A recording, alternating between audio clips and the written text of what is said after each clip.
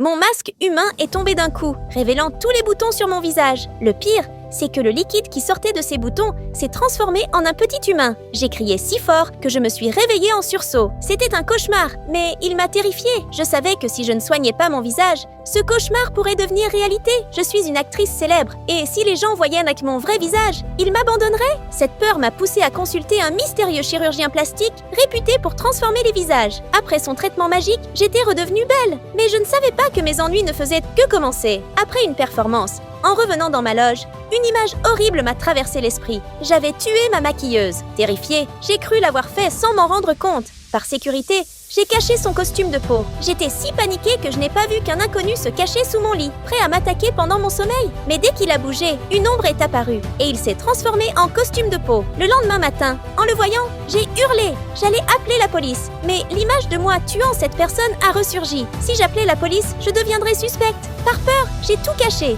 Mais c'était une grosse erreur. Le lendemain, sur le tournage, je me suis disputée avec ma rivale, Sia. On était déjà en froid et elle m'a provoquée. Le jour suivant, mon assistante m'a dit que Sia était morte. Encore une fois, l'image d'un meurtre a flashé dans ma tête, celui de Sia. J'ai couru vérifier dans la loge. Son costume de peau était là. C'en était trop. J'ai décidé de mettre fin à ce cauchemar et d'appeler la police. Mais en prenant le téléphone, mon ancien visage est revenu. Les boutons ont réapparu et le liquide s'est transformé en cet humain. Tout était clair. Il voulait m'empêcher d'appeler la police et prendre ma place. Je n'ai pas pu résister. Il a pris possession de mon corps, mais sa victoire n'a pas duré. Peu après, l'oncle Hat, un enquêteur expérimenté, est arrivé. Cette fille, qui avait pris mon apparence, a été arrêtée pour les meurtres. Elle a pris mon visage, mais elle passera sa vie dans la prison que j'ai créée pour elle. Et moi, je suis toujours là, comme son ombre, libre, mais personne n'a liké.